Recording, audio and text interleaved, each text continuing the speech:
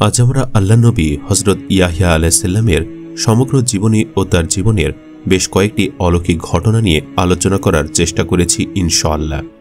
হজরত ইয়াহিয়া আলাইহিসসালামের সমগ্র জীবন এবং সে সকল বিষয়কর অলৌকিক ঘটনাবলী সম্পর্কে জানতে হলে অবশ্যই পুরো ভিডিওটি শেষ পর্যন্ত দেখার অনুরোধ রইল। পবিত্র কোরআন এবং সুন্নাহর আলোকে জানতে পারি যে ইয়াহিয়া আলাইহিসসালাম ছিলেন তাওরাত অনুসারী সর্বশেষ বনী ইসরায়েলের নবী এবং ইনজিলের বাহক। ইয়াহিয়া আলাইহিসসালাম ছিলেন হজরত ঈসা আলাইহিসসালামের ঘনিষ্ঠ আত্মীয়। পবিত্র কোরআনের সর্বমোট 4 সূরায় হজরত ইয়াহিয়া আলাইহিসসালামের কথা উল্লেখ রয়েছে। আল্লাহ তাআলা হজরত ইয়াহিয়া আলাইহিসসালামের ব্যাপারে পবিত্র কোরআনে বলেন, স্মরণ করো জাকারিয়ার কথা, যখন সে তার প্রতিপালককে আহ্বান করে বলেছিল, হে আমার প্রতিপালক, আমাকে একা অর্থাৎ নিঃসন্তান রেখো না, তুমি তো শ্রেষ্ঠ মালিকানার অধিকারী। অতঃপর আমি তার আহ্বানে সাড়া দিয়েছিলাম এবং তাকে দান করেছিলাম ইয়াহিয়া এবং তার জন্য তার স্ত্রীকে যোগ্যতা সম্পন্ন করেছিলাম। তারা সৎকর্মে প্রতিযোগিতা করত, তারা আমাকে ডাকত আশা ও ভীতির সহিত এবং তারা ছিল আমার নিকট বিনীত।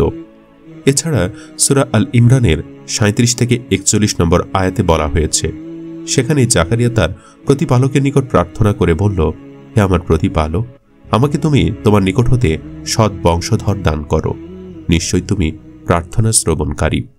আর যখন জাকারিয়া নিজ কক্ষের সালাতে দাঁড়িয়েছিল তখন ফেরেশতাগণ তাকে সম্বোধন করে বলল, আল্লাহ তোমাকে ইয়াহিয়ার সুসংবাদ দিচ্ছেন, সে হবে আল্লাহর বাণী সমর্থক, নেতা, স্ত্রী, বিরাগী এবং পুণ্যবানদের মধ্যে একজন নবী। সে বলল, হে আমার প্রতিপালক, আমার পুত্র হবে কি রূপে? আমার তো বার্ধক্য এসেছে এবং আমার স্ত্রী বন্ধ্যা। জিবরাইল বলল, এইভাবেই হবে, আল্লাহ যা ইচ্ছা তা করেন।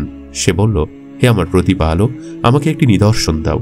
তিনি বললেন, তোমার নিদর্শন এই যে 3 দিন তুমি ইঙ্গিত ব্যতীত কথা বলতে পারবে না, আর তোমার প্রতিপালককে অধিক স্মরণ করবে এবং সন্ধ্যায় ও প্রভাতে তার পবিত্রতা ও মহিমা ঘোষণা করবে। হযরত জাকারিয়া আলাইহিসসালাম ছিলেন মুসা আলাইহিসসালামের তাওরাতের অনুসারী এবং বনী ইসরায়েলের দায়িত্বপ্রাপ্ত অন্যতম নবী। তার স্ত্রী ছিলেন বন্ধ্যা এবং বার্ধক্যের সীমায় উপনীত হওয়া পর্যন্ত তাদের কোনো সন্তান জন্মে নাই। তবে নবী হিসাবে জাকারিয়া আলাইহিসসালাম আল্লাহর ফয়সালায় পূর্ণ তুষ্ট ছিলেন এবং সন্তান কাম্য বিষয় হওয়া সত্ত্বেও নিঃসন্তান থাকবার কারণে তার মনে কোনো ক্ষোভ বা দুঃখ ছিল না। কিন্তু তিনি লক্ষ্য করলেন যে সমকালীন বনী ইসরায়েলের প্রায় সকলে অপরাধপ্রবণ ও দুষ্টুমি স্বভাবে পরিণত হয়েছিল। তার নিজের কোনো সন্তান নাই এবং ঘনিষ্ঠ আত্মীয় স্বজনের মধ্যেও এমন কেউ নাই যার প্রতি তার উত্তরসূরিরূপে বনী ইসরায়েলকে দিনের পথে সুষ্ঠুভাবে পরিচালিত রাখবার ব্যাপারে নির্ভর করা যেত। সুতরাং তার অবর্তমানে বনী ইসরায়েলের পথহারা হওয়ার এবং আল্লাহর দ্বীন ও তার সন্তুষ্টির পথ হতে সরে যাওয়া আশঙ্কায় শঙ্কিত হওয়ার কারণে তার অন্তরে যোগ্য উত্তরসূরি চাহিদা একসময় সৃষ্টি হল। ইতিমধ্যে আরও একটি বিস্ময়কর ঘটনা এবং তার এই চাহিদাকে আরও প্রবল করে তুলল। তা এই যে জাকারিয়া আলাইহিসসালামের সমকালীন ও তার আত্মীয় এবং বাইতুল মুকাদ্দাসের যাজক সম্প্রদায় নেতা ইমরান ইবনে নাসি দীর্ঘকাল নিঃসন্তান থাকবার পর তার পূর্ণবতী স্ত্রী মানতের সূত্রে সন্তান লাভ করেছিলেন। মশান পরিবারের সমকালীন বনি এর ধর্মীয়, রাষ্ট্রীয় ও সামাজিক নেতৃত্বে অধিষ্ঠিত ছিল এবং জাকারিয়া আলাইহিসসালাম ও ইমরান উভয়ে সুলাইমান আলাইহিসসালামের অধীনস্থ পুরুষ ছিলেন। এক আবেগঘন মুহূর্তে ইমরানের পূর্ণবতী স্ত্রী হান্না বিনতে জাকুদ আল্লাহ তাআলার নিকট সন্তান প্রার্থনা করলেন এবং দোয়া কবুল হওয়ার ফলস্বরূপ গর্ভবতী হলে গর্ভস্থ সন্তান হাইকাল অর্থাৎ বাইতুল মুকাদ্দাসের খেদমতের জন্য মুক্ত রাখে। একবার মানত করলেন যথাসময়ে ইমরানের স্ত্রী, আর তার কাঙ্ক্ষিত পুত্র সন্তানের পরিবর্তে কন্যা সন্তান প্রসব করলেন এবং তার নাম রাখা হল মারিয়াম। এবং এই মারিয়ামই হলেন আল্লাহ তাআলার বিশিষ্ট পয়গম্বর ও রাসূল হযরত ঈসা আলাইহিসসালামের মাতা। এদিকে লটারির মাধ্যমে এই সন্তানের লালন পালন ও তত্ত্বাবধানের দায়িত্ব দেওয়া হয় হযরত জাকারিয়া আলাইহিসসালামকে। প্রথমে ঈসা আলাইহিসসালামের মাতা মারিয়াম খালার নিকট লালিত পালিত হলেন এবং একসময় জাকারিয়া তার জন্য মসজিদের একটি স্বতন্ত্র সুরক্ষিত কক্ষ নির্মাণ করে দিলেন। সেখানে তার অবস্থানের ব্যবস্থা করলেন হযরত জাকারিয়া আলাইহিসসালাম। নিয়মিত তার দেখাশোনা করতেন ও প্রয়োজনীয় খাদ্য পানীয় ও প্রভৃতি পৌঁছে দিতেন। কিন্তু জাকারিয়া আলাইহিসসালাম মারিয়ামের এই রুদ্ধদ্বার কক্ষে অমৌসুমী ফল ফলাদি উপস্থিতি দেখে বিশ্ব বিভূত হলেন এবং এ বিষয়ে মারিয়ামকে জিজ্ঞাসা করলেন। অতঃপর মারিয়াম জবাব দিলেন যে এগুলো আল্লাহর নিকট হতে এসেছে। আল্লাহ যাকে ইচ্ছা বেহিসাবি রিজিক দান করেন। তখনই জাকারিয়া আলাইহিস সালাম তার সন্তানের জন্য আল্লাহ রাব্বুল আলামিনের দরবারে সন্তান লাভের জন্য দোয়া করলেন। জাকারিয়া আলাইহিস সালাম গভীর রাত্রে তার সঙ্গী সাথীদের নিদ্রামগ্ন থাকা অবস্থায় তার নিজ সম্প্রদায়ের লোকদের থেকে গোপনে আল্লাহর নিকট দোয়া করেছিলেন। আর এই দোয়া ছিল একজন নবীর, এবং যেটা ছিল সম্পূর্ণ ব্যক্তি স্বার্থমুক্ত ও কওমের হেদায়েত ও কল্যাণের লক্ষ্যে। তাই জাকারিয়া আলাইহিস সালাম তার বার্ধক্যে একটি সন্তানের জন্য আল্লাহর কাছে দোয়া করলেন। আল্লাহ নবীর কথা আল্লাহ ফেলে দেবেন এমনটা হতেই পারে না। তাই এই দোয়া কবুল হতে আর বিলম্ব ঘটল না। তৎক্ষণাৎ আল্লাহ তাআলার পক্ষ হতে জবাব আসলো, হে জাকারিয়া, আমি সুসংবাদ দিতেছি এক পুত্র সন্তানের, যার নাম হবে ইয়াহিয়া। পবিত্র কোরআনে এ বিষয়ে এরশাদ হয়েছে। আল্লাহ বলেন, সে যখন মেহরাবে সালাত আদায়রত ছিল, ফেরেশতারা তখন তাকে বলল, আল্লাহ আপনাকে ইয়াহিয়ার সুসংবাদ দিতেছেন। জাকারিয়া আলাইহিস সালাম সালাতের মধ্যে দোয়া করেছিলেন এবং সালাতে দাঁড়ানো অবস্থায় তাকে দোয়া কবুলের সুসংবাদ দেওয়া হয়েছিল। সন্তানের সুসংবাদে হযরত জাকারিয়া আলাইহিস সালাম একদিকে আনন্দে আত্মহারা হয়েছিল ও অপরদিকে প্রচণ্ড বিস্ময়ে অভিভূত হলেন। ইয়াহিয়া আলাইহিস সালামের পৃথিবীতে আগমনের সুসংবাদটি ফেরেশতার মাধ্যমে প্রাপ্ত হলেও তিনি সরাসরি প্রতিপালকের নিকট বিস্ময় প্রকাশ করলেন। তিনি আল্লাহর উদ্দেশ্যে বলেছিলেন, হে আমার প্রতিপালক, কেমন করে আমার পুত্র হবে, অথচ বার্ধক্য আমাকে পেয়ে বসেছে এবং আমার স্ত্রীও বন্ধ্যা। হে আমার প্রতিপালক, কেমন করে আমার সন্তান হবে, অথচ আমার স্ত্রী বন্ধ্যা, এবং অপরদিকে আমি পৌঁছেছি বার্ধক্যের শেষে। এ সময় জাকারিয়া আলাইহিস সালামের বয়স ছিল 90 বছর এবং তার স্ত্রীও ছিলেন এই বয়সেরই কাছাকাছি। হযরত জাকারিয়া আলাইহিস সালাম তার আবেগপূর্ণ ও সবিনয় প্রার্থনা করলেন, হে আমার প্রতিপালক, আমাকে দয়া করে একটি নিদর্শন দিন, যাতে আমি সন্তানের পিতা হতে পারি। এর জবাবে মহান আল্লাহ তাআলা তাকে বলেছিলেন, তোমার নিদর্শন এই যে 3 দিন তুমি ইঙ্গিত ব্যতীত কথা বলতে পারবে না। এবং অন্য আয়াতে বলা হয়েছে, তোমার নিদর্শন এই যে তুমি সুস্থ থাকা সত্ত্বেও 3 দিন কারো সাথে বাক্য লাভ করবে না। জিকির ইবাদত ও তাসবিহ ব্যতীত কারোর সহিত কোনো কথা বলতে পারবে না। কারোর সাথে কথা বলতে না পারা তার জন্য সর্বক্ষণ ফরজ ছিল। আর এই কথা না বলাই তাকে আল্লাহর জিকির ও প্রশংসায় লেগে থাকবার সুযোগ সৃষ্টি করেছিল এবং অধিকারে শুকরিয়া করবার সুযোগ দিয়েছিল। এরপর হযরত জাকারিয়া আলাইহিস সালাম সকল নির্দেশ পালন করলেন। তিনি 3 দিন পর্যন্ত কারোর সাথে কথা না বলে সর্বক্ষণ আল্লাহর জিকিরত অবস্থায় ছিলেন এবং আল্লাহর ইবাদতে মগ্ন ছিলেন। অতঃপর আল্লাহ তাআলার হুকুমে জাকারিয়া আলাইহিস সালামের স্ত্রী গর্ভবতী হলেন এবং ইয়াহিয়া আলাইহিস সালাম মাতৃগর্ভে আগমন করলেন। অর্থাৎ হযরত ইয়াহিয়া আলাইহিস সালামের জন্মের ঘটনাটি সম্পূর্ণ ছিল তার জীবনের এক অলৌকিক কাহিনী। স্ত্রী গর্ভবতী হওয়ার খবর পেয়ে হযরত জাকারিয়া আলাইহিস সালাম আল্লাহর কাছে শুকরিয়া আদায় করলেন এবং আল্লাহর আদেশ অনুযায়ী তিনি পুনরায় মানুষের সাথে বাক্যলাভ শুরু করলেন। পরবর্তী পর্যায়ে যথাসময়ে ইয়াহিয়া আলাইহিস সালাম জন্মগ্রহণ করলেন এবং আল্লাহর ওয়াদা ও সুসংবাদ বাস্তবায়িত হল। পবিত্র কোরআনের নবীগণের তালিকায় হযরত ইয়াহিয়া আলাইহিস সালাম ও তার পিতা হযরত জাকারিয়া আলাইহিস সালামের উল্লেখ রয়েছে। তবে পবিত্র কোরআনুল কারীম এবং বাইবেলের কোনো পুস্তকেই ইয়াহিয়া আলাইহিস সালাম ও তার পিতা জাকারিয়া আলাইহিস সালামের বংশধারার উল্লেখ নেই। যদিও খ্রিস্টানদের তথাকথিত ইনজিল বা বাইবেলে জাকারিয়া ইবনে বারখিয়া ইদ্দোর পুত্র বেরিকিয়ের পুত্র শকিরীয় নামে একজন ভাববাদী ও তার পুস্তক সংকলিত হয়েছে, যিনি রাজা দারিউসের যুগের নবী ছিলেন এবং যার পুস্তকের 9ম অধ্যায় হযরত ওমর রাদিয়াল্লাহু তাআলা আনহুর বিজয় বেশে সন্ধি স্থাপনের উদ্দেশ্যে জেরুজালেম প্রবেশের ভবিষ্যৎবাণী রয়েছে। পবিত্র কোরআনের বিভিন্ন আয়াত থেকে জানা যায় হযরত ইয়াহিয়া আলাইহিস সালামের পিতা হযরত জাকারিয়া আলাইহিস সালাম ছিলেন ঈসা আলাইহিস সালামের মাতা মারিয়ামের অভিভাবক ও তার প্রায় সমসাময়িক, এবং জাকারিয়া আলাইহিস সালামের পুত্র ইয়াহিয়া আলাইহিস সালাম এবং ঈসা আলাইহিস সালামের মধ্যবর্তী সময়ে অন্য কোনো নবীর আগমন ঘটেনি। এবং এতটুকু বোঝা যায় যে হযরত ইয়াহিয়া আলাইহিস সালামের পিতা জাকারিয়া আলাইহিস সালাম ইয়াহুদীদের দৃষ্টিতে বাইতুল মুকাদ্দাসের বিশিষ্ট খাদেম ও যাজক ছিলেন। এই হিসাবে তিনি ইবনে ইয়াকুবের বংশধর হবেন। ইয়াহিয়া আলাইহিস সালামকে নিয়ে বিভিন্ন ধর্মের বিভিন্ন মত রয়েছে। আব্রাহামিক ধর্মগুলোর ভেতরে ইহুদিরা ইয়াহিয়া আলাইহিস সালামকে অস্বীকার করে এবং খ্রিস্টানরা তাকে ঈসা আলাইহিস সালামের ঘোষক বা বার্তাবাহক হিসেবে সাব্যস্ত করে থাকে এবং তার পিতা জাকারিয়া আলাইহিস সালামকে কাহিন অর্থাৎ ধর্মীয় অনুষ্ঠানাদি নেতা বা যাজক মনে করে। তথাকথিত ইনজিল বা বাইবেলে লোক পুস্তকে জাকারিয়া আলাইহিস সালামকে কাহিন বলা হয়েছে। জিহুদিয়ার রাজা হেরোদের সময়ে অবিয়ের পালার মধ্যে শকরীয় নামে একজন যাজক ছিলেন। তার স্ত্রী কারণ বংশীয়, তার নাম এলিসাবেথ। তারা দুজনেই সদাপ্রভুর সাক্ষাতে ধার্মিক ছিলেন, প্রভুর সমস্ত আশা ও বিধি অনুসারে নির্দোষ রূপে চলতেন। তাদের সন্তান ছিল না, কেননা এলিসাবেথ বন্ধ্যা ছিলেন এবং দুজনেরই অধিক বয়স হয়েছিল। তবে বার্নাবাসের বাইবেলে তার নবী হওয়ার কথা স্পষ্ট ভাষায় বিবৃত হয়েছে। হজরত ইয়াহ আলাইহিসসালামের পিতা জাকারিয়া আলাইহিসসালাম নবীগণের জীবনধারা অনুসারে কায়িক শ্রমের উপার্জন দ্বারা জীবিকা নির্বাহ করতেন। আবু হুরায়রা রাদিয়াল্লাহু তাআলা আনহু হতে বর্ণিত, রাসূলুল্লাহ সাল্লাল্লাহু আলাইহি ওয়াসাল্লাম বলেছেন, ইয়াহয়া আলাইহিসসালামের পিতা জাকারিয়া আলাইহিসসালাম ছিলেন একজন সূত্রধর বা কাঠমিস্ত্রি। ইয়াহয়া আলাইহিসসালামের দৈহিক গঠন আল্লাহ প্রদত্ত সুসংবাদ অনুযায়ী জাকারিয়া আলাইহিসসালামের উত্তরসূরিরূপে ইয়াহয়া আলাইহিসসালাম জন্মলাভ করলেন।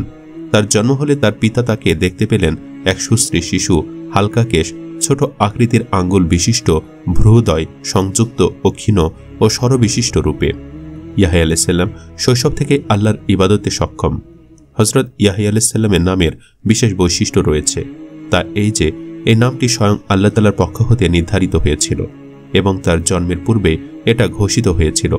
তাছাড়া তার এই নাম ছিল এমন একটি নতুন ও বিরল নাম যা ইতিপূর্বে বনী ইসরায়েল তথা পৃথিবীর কোথাও কারোর জন্য রাখা হয়নি। এ বিষয়ে পবিত্র কোরআনে বর্ণিত হয়েছে। আল্লাহ বলেন, হে জাকারিয়া, আমি তোমাকে এমন একটি সন্তানের সুসংবাদ দিতেছি যার নাম হবে ইয়াহিয়া। এ নামে পূর্বে আমি কারো নামকরণ করিনি। এরূপ নামকরণের কারণ ও নামের ব্যাখ্যা মুফাসসিরগণ বলেছেন, বিরল নাম ব্যক্তির বৈশিষ্ট্য ও মর্যাদা প্রকাশ করে। জন্মের পূর্বে নাম নির্ধারণ দ্বারা ওয়াদার নিশ্চয়তা প্রদান করা হয়েছে এবং তাকে মহিমান্বিত করা হয়েছে।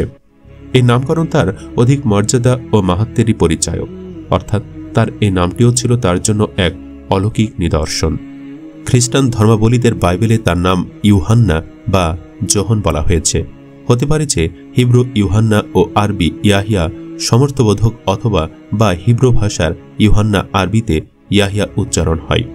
এরূপ নামকরণের কারণ এই যে আল্লাহ তাআলা তাকে ঈমান ও নবুয়ত দ্বারা জীবন্ত করেছিলেন, অথবা তার হৃদয়কে ঈমান ও আল্লাহর আনুগত্য দ্বারা জীবন্ত করেছিলেন। সুতরাং তিনি কখনো কোনো পাপে লিপ্ত হননি, এমনকি কোনো পাপের ইচ্ছাও করেননি। কেউ কেউ বলেছেন আল্লাহ তাআলা তার মাধ্যমে মানব হৃদয়গুলি হেদায়েতের দ্বারা জীবন্ত করে দিয়েছিলেন। আবার ঐতিহাসিকদের মতে তিনি প্রজ্ঞা ও পবিত্রতা দ্বারা জীবন্ত হয়েছিলেন। মানব জাতিকে হেদায়েত ও সঠিক পথের দিশাদানের মাধ্যমে তিনি জীবন্ত হয়েছিলেন। ইবনে আব্বাস রাদিয়াল্লাহু তাআলা আনহু হতে বর্ণিত মতে তার দ্বারা তার মা তার বন্ধ্যাত্ব অবসান ঘটানো হয়েছে। তার গর্ভকে জীবন্ত করা হয়েছিল, অর্থাৎ তার দ্বারা তার মায়ের গর্ভকে জীবন্ত করার বিষয়টি ছিল তার জীবনের জন্য এক অলৌকিক নিদর্শন। জন্মের পর হজরত ইয়াহয়া আলাইহিসসালামের খতনা ও আকিকা অনুষ্ঠান করা হয়েছিল। হিব্রু বাইবেলের বর্ণনা মতে বোঝা যায় যে ইয়াহুদি সমাজে শিশুর জন্মের ৮ম দিনে তার খতনা ও নামকরণ অনুষ্ঠান উদযাপিত হওয়ার নিয়মটি প্রচলিত ছিল। হজরত ঈসা আলাইহিসসালামের ক্ষেত্রেও এই নিয়মের উল্লেখ পাওয়া যায় হিব্রু বাইবেলে। আর হজরত ইয়াহয়া আলাইহিসসালামের ক্ষেত্রেও প্রচলিত নিয়ম অনুসারে জাকারিয়া আলাইহিসসালামের প্রতিবেশী, আত্মীয় স্বজন ও ভক্ত অনুরক্তগণ শিশুর জন্মের ৮ম দিনে সমবেত হয়ে খতনা ও নামকরণ অনুষ্ঠান উদযাপন করেন। হজরত ইয়াহয়া আলাইহিসসালাম নবুয়ত লাভের পূর্ব থেকে এক ঈশ্বরের উপর বিশ্বাস স্থাপন করেছিলেন এবং নবুয়ত লাভের পরও তিনি সর্বদাই আল্লাহর ইবাদতে মগ্ন থাকতেন। দুনিয়ার কোনো জিনিসের উপরই তার আকর্ষণ ছিল না। উত্তম পানাহার, উত্তম পোশাক পরিচ্ছদ, বাসস্থান, আরামায়েশ এসবের কোনো কিছুর প্রতি তার কোনো আকর্ষণ ছিল না। মোট কথা, অবিবাহিত রূপে ও পার্থিব ভোগবিলাস ও মোহ মুক্ত জীবনযাপন ইয়াহয়া আলাইহিসসালামের বিশেষ বৈশিষ্ট্য ছিল। আবু উমর রাদিয়াল্লাহু তাআলা আনহুর সূত্রে তাবারানী বর্ণিত একটি হাদিসে এ বিষয়ে ইঙ্গিত পাওয়া যায়। রাসূলুল্লাহ সাল্লাল্লাহু আলাইহি ওয়াসাল্লাম বলেছেন, 4 ব্যক্তিকে দুনিয়া ও আখিরাতে অভিসম্পদ দেওয়া হয়েছে এবং ফেরেশতাগণ ইহাতে আমিন বলেছেন।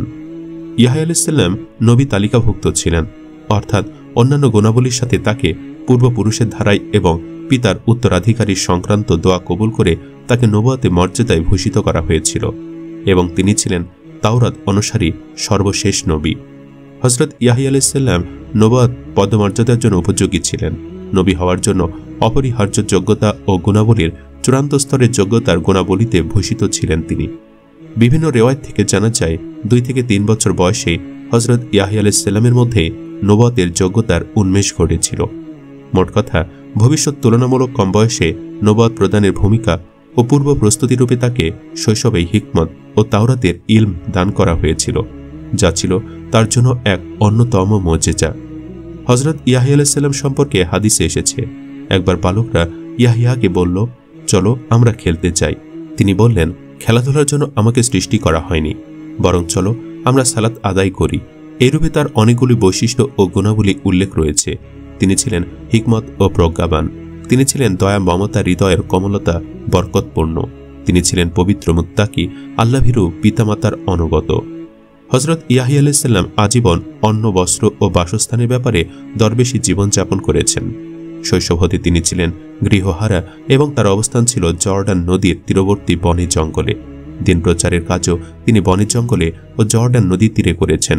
নাজ্জার ও ইবনে কাসির প্রমুখ ইসরায়েলি বর্ণনার বরাতে লিখেছেন, ইয়াহইয়া আলাইহিস সালাম একাকী ও মানব সমাজ হতে দূরে নির্জন জীবনযাপন পছন্দ করতেন। তার জীবনের অধিকাংশ সময় কেটেছে প্রান্তরে ও বনে জঙ্গলে। তার খাদ্য ছিল ঘাস, গাছের পাতা এবং কারো মতে জবের রুটি ও নদীর পানি। তার পোশাক ছিল উটের পশমের তৈরি। তার কোনো বাসগৃহ ছিল না, সহায় সম্পদ ও কোনো দাস ছিল না। যেখানে রাত্রি আগমন হতো সেখানে রাত্রি যাপন করতেন। তারপরও তিনি নিজেকে বলতেন, ইয়াহইয়া, তোমার চাইতে সুখী জীবন আর কার আছে? খ্রিস্টান ধর্মাবলম্বীদের বাইবেলে তার খাদ্য ও পোশাক সম্পর্কে বলা হয়েছে। তার খাদ্য পঙ্গপাল ও বন মধু ছিল। হযরত ইয়াহইয়া আলাইহিস সালামের হৃদয় কোমল ও প্রচণ্ড আল্লাহভীরু ছিল। ইয়াহইয়া আলাইহিস সালাম অত্যন্ত কোমল প্রাণ ছিলেন এবং প্রচণ্ড আল্লাহ ভীতির কারণে সর্বদা ক্রন্দন করতেন। এমনকি কাঁদতে কাঁদতে তার গণ্ডদেশে অশ্রুরেখার দাগ বসে গিয়েছিল এবং তার মাড়ি উন্মুক্ত হয়ে গিয়েছিল। বিভিন্ন রেওয়ায়েতে বর্ণিত আছে, একবার পিতা জাকারিয়া আলাইহিস সালাম তাকে খোঁজবার জন্য প্রান্তরে আসলেন এবং অনেক খোঁজাখুঁজির পর দেখলেন যে তিনি একটি কবর খনন করে উহার মধ্যে বসে কাঁদছেন। পিতা বললেন, প্রাণপ্রিয় পুত্র, আমরা তোমাকে দেখতে না পেয়ে বড়ই অস্থির, আর তুমি এভাবে কেঁদে জীবন কাটাচ্ছ। তখন ইয়াহইয়া আলাইহিস সালাম বললেন, হে পিতা, আপনি তো আমাকে বলেছেন যে জান্নাত ও জাহান্নামের মধ্যবর্তী স্থান এমন একটি বিশাল মরু প্রান্তর রয়েছে যা আল্লাহর ভয়ে ক্রন্দনকারীদের চোখের অশ্রু ব্যতীত অতিক্রম করা যাবে না এবং জান্নাতে পৌঁছানো যাবে না। তখন জাকারিয়া আলাইহিস সালাম তার পুত্র ইয়াহইয়াকে বললেন, পুত্র কাঁদো, এবং উভয়ে একসঙ্গে কাঁদতে লাগলেন। অন্য একটি বর্ণনাতে বলা হয়েছে, তার মাতা তার নিকট আসলেন এবং জাকারিয়া আলাইহিস সালামের খোঁজে বাহির হলেন। এর পরবর্তী সময় জাকারিয়া আলাইহিস সালাম পুত্র ইয়াহইয়া আলাইহিস সালামের উপস্থিতকালে ওয়াজ করলে জান্নাত জাহান্নামের আলোচনা করতেন। হযরত ইয়াহইয়া আলাইহিস সালামের নবুয়ত ও নবুয়তি কর্মধারা ইয়াহুদিরা তাদের বদ প্রকৃতির ধারায় ইয়াহইয়া আলাইহিস সালামের নবুয়তের স্বীকৃতি প্রদান করেনি। খ্রিস্টানরা জাকারিয়া আলাইহিস সালামকে যাজক সাব্যস্ত করে এবং ইয়াহইয়া আলাইহিস সালামকে হযরত ঈসা আলাইহিস সালামের পরবর্তী ঘোষক সাব্যস্ত করে। পবিত্র কোরআনে একাধিক আয়াতে তার উভয়কে বিশিষ্ট নবীগণের তালিকাভুক্তরূপে উল্লেখ করা হয়েছে এবং বিশেষ রূপে সূরা আল ইমরানের ৩৯ নম্বর আয়াতে স্পষ্ট ভাষায় বলা হয়েছে, ইয়াহইয়া নবী। তার জন্ম ছিল আল্লাহর একটি নিদর্শন। আল্লাহ রাব্বুল আলামিন সমস্ত ক্ষমতার উৎস ও মালিক। এই পৃথিবীর সব তার সৃষ্ট প্রাকৃতিক নিয়মে চলে। সবকিছুই তার বেঁধে দেওয়া নিয়ম ও বিধানের অধীন। কোনো কিছুতে তার বেঁধে দেওয়া নিয়মের ব্যতিক্রম ঘটলে তা হয়ে যায় ধ্বংস। তার বেঁধে দেওয়া সুনির্দিষ্ট নিয়মে জন্ম হয় সব মানুষের। নিয়ম যেহেতু তিনিই তৈরি করেছেন, তাই নিয়মের ব্যতিক্রম কিছু করলে তিনিই করতে পারেন, আর কেউ নয়। কখনো কখনো তিনি মানুষ সৃষ্টির ক্ষেত্রে নিয়মের ব্যতিক্রম কিছু করেছেন। বাবা মা ছাড়াই সৃষ্টি করেছেন আদম ও হাওয়াকে। বাবা ছাড়া শুধু মা থেকে সৃষ্টি করেছেন হযরত ঈসা আলাইহিস সালামকে। আবার প্রায় শতায়ু বৃদ্ধ পিতা ইব্রাহিম এবং অনুরূপ বৃদ্ধ বন্ধা মাতা হযরত সারাকে দান করেছেন পুত্র ইসহাককে। এই একই রকম ঘটনা ঘটেছে হযরত ইয়াহইয়ার ক্ষেত্রে। প্রায় শতায়ু বৃদ্ধ পিতা হযরত জাকারিয়া এবং অনুরূপ বৃদ্ধ বন্ধা মাতার ঘরে জন্ম নিয়েছেন হযরত ইয়াহইয়া আলাইহিস সালাম। হযরত জাকারিয়া আলাইহিস সালাম ছিলেন দাউদ ও সুলাইমান আলাইহিস সালামের বংশধর। জাকারিয়া আলাইহিস সালাম ছিলেন বনী ইসরাইলের নবী ইয়াহইয়া আলাইহিস সালামের পিতা। কুরআন মাজিদে আল্লাহ তাআলা জাকারিয়া আলাইহিস সালামকে সন্তান প্রদানের ঘটনা মানুষের নিকট বর্ণনা করেছেন। আল্লাহ যখন জাকারিয়াকে পুত্র সন্তান দান করেন তখন তিনি ছিলেন বৃদ্ধ। তার স্ত্রী যৌবনকাল থেকে ছিলেন বন্ধ্যা আর এখন বার্ধক্যে আক্রান্ত। কিন্তু এসব প্রতিকূল অবস্থা বিদ্যমান থাকা সত্ত্বেও জাকারিয়া আলাইহিস সালাম আল্লাহর রহমত ও অনুগ্রহ থেকে নিরাশ হননি। তিনি নীরবে নিভৃতে তার প্রতিপালককে এই বলে আহ্বান করেছিলেন, হে আমার প্রতিপালক, তোমাকে আহ্বান করে আমি কখনো ব্যর্থ হইনি। আমি আশঙ্কা করি আমার পর আমার স্বগোত্রীয়দের সম্পর্কে। আমার স্ত্রী বন্ধ্যা সুতরাং তুমি তোমার নিকট হতে আমাকে দান করো উত্তরাধিকারী, যে আমার উত্তরাধিকারিত্ব করবে এবং উত্তরাধিকারিত্ব করবে ইয়াকুবের বংশের, এবং হে আমার প্রতিপালক, তাকে করো সন্তোষভাজন। জাকারিয়া আলাইহিসসালাম ও তার পুত্র। ইয়াহিয়া আলাইহিসসালাম ছিলেন ঈসা আলাইহিসসালামের আগমনের পূর্বে বনী ইসরায়েলের জন্য প্রেরিত নবীগণের শেষ পর্যায়ের। হযরত ইয়াহিয়া আলাইহিসসালামের নবুয়তি দায়িত্বের দ্বিতীয় গুরুত্বপূর্ণ বিষয় ছিল হযরত ঈসা আলাইহিসসালামের সত্যায়ন। কোরআনের একাধিক আয়াতে ঈসা আলাইহিসসালামকে আল্লাহর কালেমা অভিধায় অভিহিত করা হয়েছে। মূলত তাওরাত যুগের শেষ ও ইনজিল যুগের সূচনার সন্ধিক্ষণে আগমনের কারণে ইয়াহিয়া আলাইহিসসালাম ছিলেন দুইটি যুগের সমন্বয়কারী, এবং সেই কারণেই তিনি একাধারে তাওরাত অনুসারী বনী ইসরায়েলের শেষ নবী এবং ইনজিলের বাহক হযরত ঈসা আলাইহিসসালামকে সত্যায়নকারী, তার অগ্রবর্তী পথ প্রস্তুতকারী ও তার বিশিষ্ট দ্বাদশ শিষ্যের অন্যতম। নবুয়ত লাভের পর হযরত ঈসা আলাইহিসসালামের নবীরূপে আবির্ভূত হওয়ার পূর্ব পর্যন্ত হযরত ইয়াহয়া আলাইহিসসালাম তাওরাতের বিধান ওখানে প্রচারে নিমগ্ন থাকেন। এই সময় তিনি জর্ডান নদীর তীরবর্তী প্রান্তর ও বন জঙ্গলে অবস্থান করতেন এবং পথহারা বনী ইসরায়েলকে আল্লাহর দ্বীন ও বিধান মেনে জীবনযাপন করতে উদ্বুদ্ধ করতেন। এইভাবে তিনি তাওরাতের পুনরুজ্জীবনের সাথে সাথে পরবর্তী নবী ও রাসূল হযরত ঈসা আলাইহিসসালামের জন্য অনুকূল ক্ষেত্র প্রস্তুতির কর্ম সম্পাদন করেছিলেন। নবী সাল্লাল্লাহু আলাইহি ওয়াসাল্লাম বলেছেন, আল্লাহ তাআলা ইয়াহয়া আলাইহিসসালামকে 5টি বাক্য দ্বারা আদেশ করলেন যেন তিনি নিজে সেইগুলি অনুসারে আমল করেন এবং বনী ইসরায়েলকেও তদনুসারে আমল করবার আদেশ দেন। কিন্তু কোনো কারণে এতে ইয়াহয়া আলাইহিসসালামের বিলম্ব হয়ে যায়। তখন ঈসা আলাইহিসসালাম তাকে বললেন, ভ্রাতা, আপনাকে 5টি বিষয়ে আদেশ দেওয়া হয়েছে যেন আপনি নিজে তা আমল করেন এবং বনী ইসরায়েলকে তদনুসারে আমল করবার আদেশ প্রদান করেন। সুতরাং আপনি নিজে বনী ইসরায়েলকে কথাগুলি জানিয়ে দিবেন, অথবা আপনি সঙ্গত মনে করলে আমি সেইগুলি তাদেরকে জানিয়ে দেব। ইয়াহয়া আলাইহিসসালাম বললেন, ভ্রাতা, আমার ভয় হয় যে আপনি আমার পূর্বে সেগুলি প্রচার করলে আমাকে শাস্তি দেওয়া হবে অথবা ভূমিতে ধসিয়ে দেওয়া হবে। সুতরাং আমি আমার দায়িত্ব পালন করছি। এরপর ইয়াহয়া আলাইহিসসালাম সমস্ত বনী ইসরায়েলকে বাইতুল মুকাদ্দাসে সমবেত করলেন। মসজিদ পূর্ণ হয়ে গেলে তিনি উঁচু স্থানে বসলেন এবং আল্লাহর হামদ ও সানা পাঠ করবার পর তিনি বলেন, মহান আল্লাহ আমাকে 5টি বিষয়ে আদেশ করেছেন যেন আমি নিজে তদনুসারে আমল করি এবং তোমাদিগকে তদনুসারে আমল করতে বলি। 1. তোমরা এক আল্লাহর ইবাদত করবে, তার সহিত কাহাকেও শরীক করবে না। 2. তিনি তোমাদেরকে নির্দেশ দিয়েছেন তোমরা সালাত আদায় করো, কেননা আল্লাহ তাআলা তার মুখ অর্থাৎ রহমত ও সন্তুষ্টি বান্দার অভিমুখে করে রাখেন যতক্ষণ না বান্দা অন্য কোনো দিকে দৃষ্টিপাত করে। সুতরাং সালাত আর আদায়কালে অন্য কিছু দিকে দৃষ্টিপাত করবে না। 3. তোমাদেরকে সিয়াম পালনের আদেশ প্রদান করেছেন, কেননা সিয়াম পালনকারী দৃষ্টান্ত ওই ব্যক্তির ন্যায় যার নিকট মিশকের একটি থলে রয়েছে এবং সে একদল মানুষের মধ্যে বসে রয়েছে, সকলে তার নিকট হতে মিশকের সুগন্ধি আহরণ করে মাতোয়ারা হচ্ছে। মূলত রোজাদারের মুখের ঘ্রাণ আল্লাহ তাআলার নিকট মিশকের সুঘ্রাণ হতে পবিত্রতর। 4. তিনি তোমাদের দান সাদকা করবার আদেশ করেছেন, কেননা সাদকাকারী দৃষ্টান্ত সেই ব্যক্তির ন্যায় যাকে তার শত্রুরা অতর্কিতে বন্দী করে এবং ঘাড়ের সাথে তার হাত বাঁধা দিয়ে তাকে বদ্ধভূমিতে নিয়ে চলছে। এরূপ নৈরাশ্যজনক পরিস্থিতিতে সে বলছে, তোমরা কি মুক্তিপণের বিনিময়ে আমাকে মুক্তি দেবে? পরে সে তার যাবতীয় সম্পদ মুক্তিপণ রূপে প্রদান করে আত্মরক্ষার ব্যবস্থা করবে। আল্লাহ তোমাদেরকে আরও নির্দেশ দিয়েছেন যে 5 তোমরা সর্বদা অধিক পরিমাণে আল্লাহর জিকির করো, কেননা জিকিরকারী দৃষ্টান্ত সেই ব্যক্তির ন্যায় শত্রু দ্রুত গতিতে পশ্চাদপন করতেছে। সে দৌড়ে গিয়ে একটি সুরক্ষিত দুর্গে আশ্রয় গ্রহণ করল এবং শত্রুর আক্রমণ হতে আত্মরক্ষা করল। নিঃসন্দেহে মানুষ আল্লাহর জিকিরের দুর্গে আশ্রয় গ্রহণ করে শয়তান শত্রুর আক্রমণ হতে সুরক্ষা অর্জন করতে পারে। হযরত ঈসা ও হযরত ইয়াহয়া আলাইহিসসালাম পবিত্র। কোরআনের আয়াতে পূর্বেই উল্লেখ হয়েছে যে হযরত ইয়াহয়া আলাইহিসসালাম নবুয়তের অন্যতম কর্মধারা ছিল হযরত ঈসা আলাইহিসসালামের সুসংবাদ প্রদান এবং তাকে সত্যায়ন করা। এখানে একটি বিষয় লক্ষণীয় যে আল্লাহ তাআলা মারিয়াম তার পুত্র ঈসা আলাইহিসসালাম ও জাকারিয়া আলাইহিসসালামের পুত্র ইয়াহইয়া এর মাধ্যমে তার কুদরতের মহিমা বহিঃপ্রকাশ ঘটিয়েছেন। মারিয়ামের মা তার সন্তান প্রার্থনা এবং তার কাঙ্ক্ষিত পুত্র সন্তানের স্থলে কন্যা সন্তান দান পরবর্তীতে যাহার ঈসা আলাইহিসসালামের মাতা হয় আল্লাহ দরবারে সিদ্ধান্তকৃত ছিল। ইয়াহইয়া আলাইহিসসালাম জন্মলাভ এবং কুমারী মারিয়ামের গর্ভে আল্লাহর কালিমারূপে হযরত ঈসা আলাইহিসসালামের জন্মলাভও হজরত ইয়াহয়া আলাইহিসসালাম কর্তৃক তাকে সত্যায়নের মাধ্যমে কুদরতি প্রক্রিয়াটি পূর্ণতা লাভ করেছে।